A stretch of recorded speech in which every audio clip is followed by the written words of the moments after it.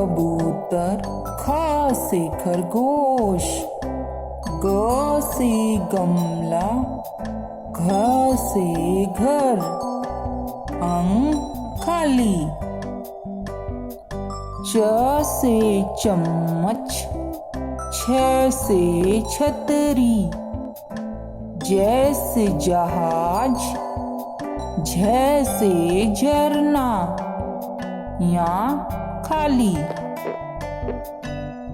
ट से टमाटर, ठ से ठठेरा, ड से डमरू, ढ से ढोलक,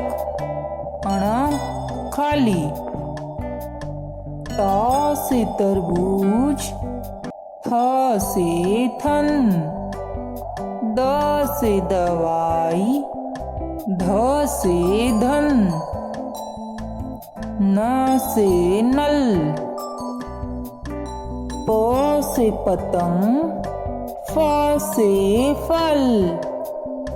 ब से बकरी, भ से भालू, म से मछली, य से यज्ञ, र से रथ,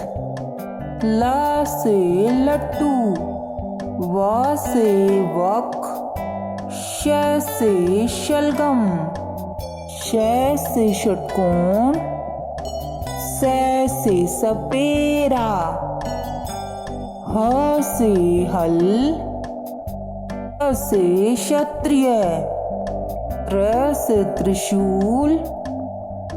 कैसे ज्ञानी। Very good kids. Let's repeat.